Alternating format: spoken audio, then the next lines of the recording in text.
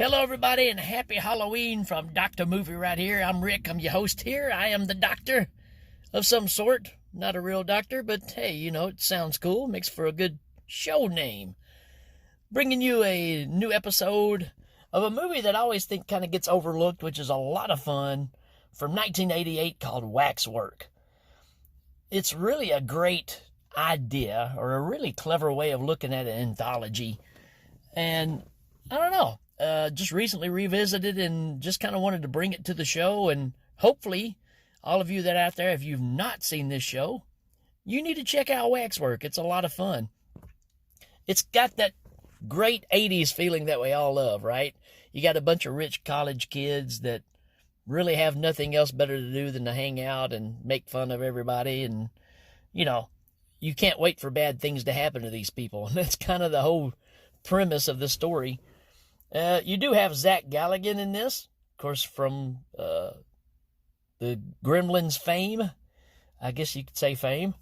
We got the great David Warner in this as the bad guy. Nobody plays a bad guy as good as David Warner. He's just the best.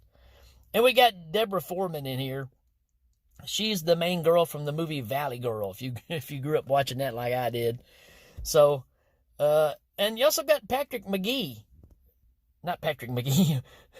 Patrick McNee. Patrick McNee is from the original The Avengers TV show back in the 60s. He's one of my favorite characters in Spinal Tap because he's Sir Dennis Eaton Hogg in that. And funny enough, he's Sir Wilfred in this movie.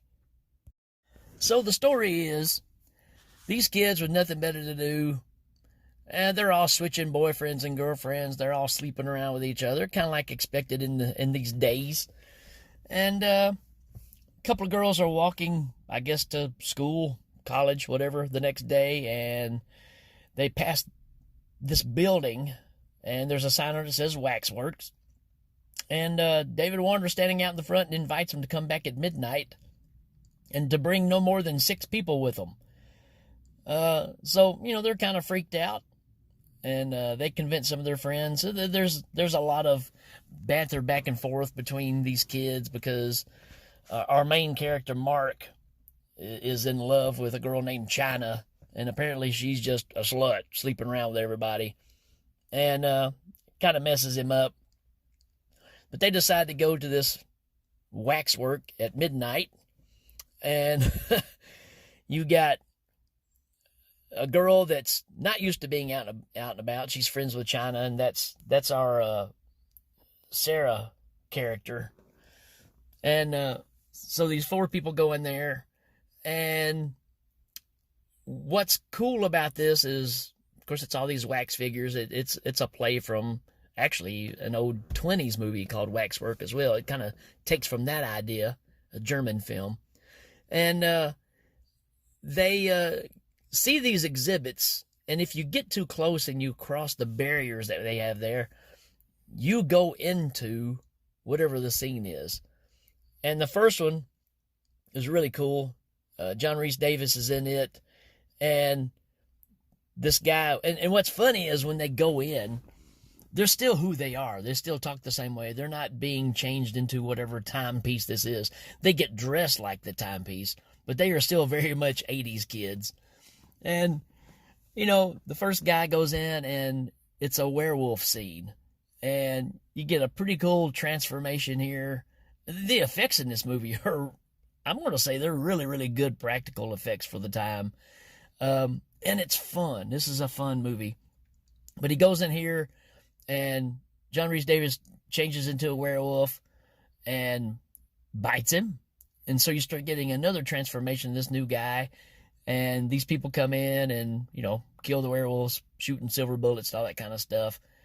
And as soon as he dies, the scene backs away, and now he is part of the wax, scene that they have set up in the Waxworks. So that's a cool way to do this anthology kind of thing. And you're hitting, all the big hitters of folklore horror, right? The second one China goes into, she's attracted to the Dracula figure that's standing there, and she gets too close, gets pulled in. And she's playing the part where they're sitting at the dinner table with Dracula, and he says that sorry that her fiance couldn't be there, got tied up doing something else, literally tied up. They force her to eat, and of course she's eating probably even her fiance, who knows. But she's definitely not eating pork roast, all right? So you go through this whole ordeal of her being uncomfortable and being surrounded by all these people on the table who are all vampires, but they don't really reveal that just yet. You already know it because you know how the story goes.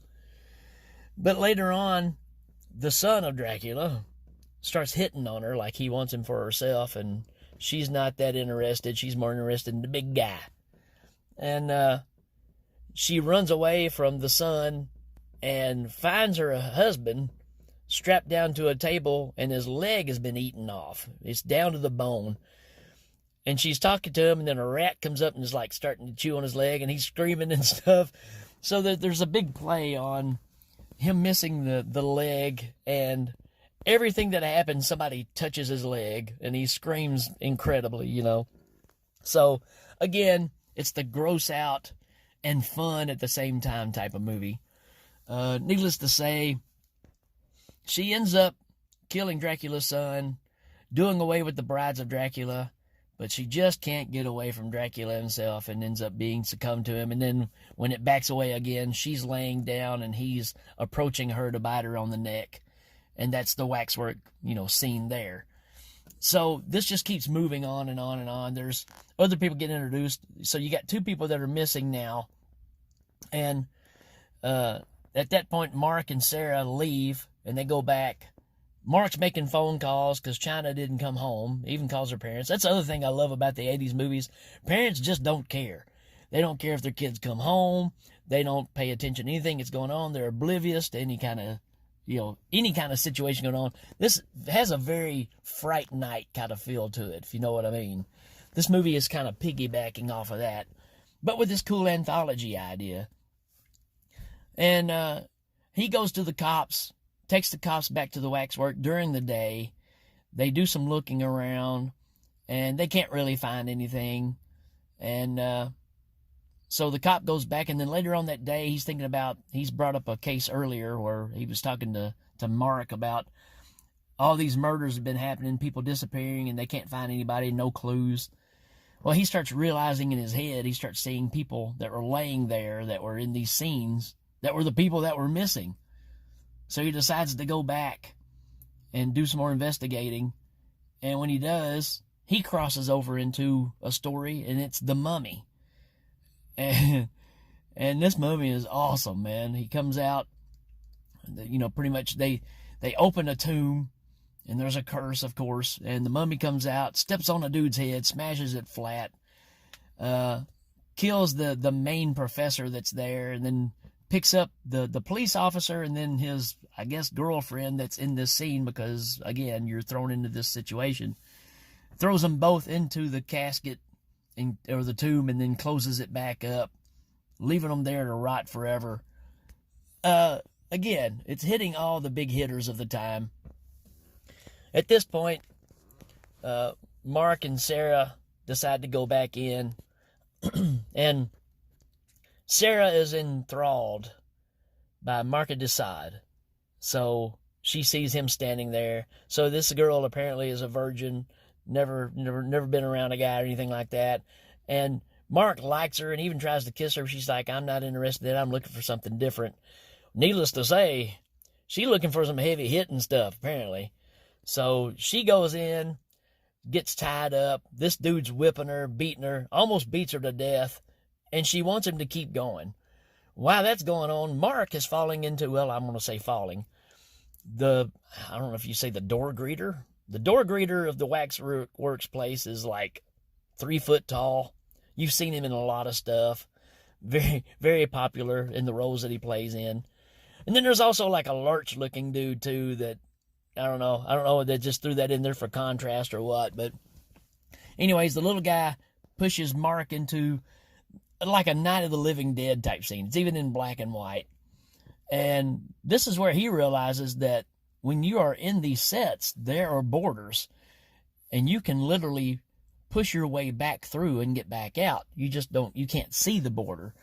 And then he starts realizing that so much of it is in your head. The more that you're scared of this, then, that's how these things really happen. But as long as you believe that none of it is real, they can't really hurt you. So, needless to say, he escapes the Night of the Living Dead scene, jumps into the Market de Sade scene, and goes and saves Sarah and gets her out. But she doesn't want to go. She wants to stay. He even unhangs. He even gets her loose from whatever it was, the handcuffs, I think. And when he gets her loose, she runs and grabs Market de Sade's leg and stays with him. She doesn't want to go. So, at that point, he makes them realize that this is all fake. It's not real. Market de Sade comes up and tries to slash him, and it goes right through him. He tries to shoot him, and he can't shoot him. So, Mark's making his point. He grabs Sarah. They jump out. And then you're having a big showdown. Because David Warner later on in the story makes you realize what's really going on here. He has to fulfill all of these waxworks in order for this thing to happen on a certain day at a certain time, and it releases all the evil in the earth, and all the dead will rise up and take over the world. So he's, totally a opportunist, and that's his plan, and he's down to making it all complete. He finds a couple of other kids to come in while they're standing there, and they get in there, and same deal, they get swapped in. So next thing you know, all these characters are coming alive for real and coming into the real world. And earlier, we find out that David Warner's character, David Lincoln in the movie, killed Mark's grandfather back in the day. And this was all due to some kind of evil. And they were all messing around with witchcraft and stuff. And that's where Sir Wilfrid is involved too, because Sir Wilfrid was also involved with Mark's grandfather. So he knows who David Lincoln is, and he's been searching for him. And all this is going on. All these characters start coming alive, and then Sir Wilfrid shows up in his wheelchair with a whole big mob of people coming in there. So we got hand-to-hand combat between classic horror figures fighting off with these normal people. And of course, you've got, people shooting werewolves with silver bullets and everything. It's just a big throwdown. It's pretty awesome. There's even a hand roaming around from the Night of the Living Dead scene. It's just a severed hand. It's crawling around everywhere. And when it comes down to it at the end, Mark has a big face-off with de Sade and beats him.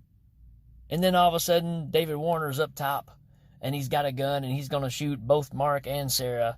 And before he does, Sir Wilfrid hits Lincoln with something. I don't even know what it was. I couldn't tell. I don't know if he shot him. I think he shot him. But it just happened so quick. So he falls off a balcony and into the big vat of wax, right? So now he's going to be a figure, I guess. Again, kind of going back to the original House of Wax movie, that kind of same scenario happens. So it's paying homage to a lot of this stuff. Needless to say, the kids get out.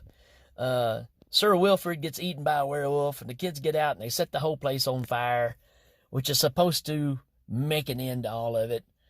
But on the way out, you see the severed hand make its way out. So the evil is still out there. Does it start all over?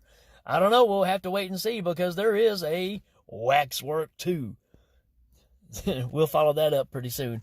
But I have to say, if you like all the 80s movies, Reanimator, Evil Dead 2, this one fits in nicely with those types of movies. It's a lot of fun, really good effects, good acting, and just a well-made film, and such a clever idea to take the anthology idea and turn it on its head.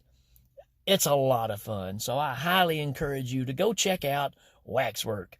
As a matter of fact, you can find it on Tubi, which is where I'm pulling a lot of stuff here lately. So get on that Tubi train, check out Waxwork. Till then, folks, this is Dr. Movie, and we will check you later.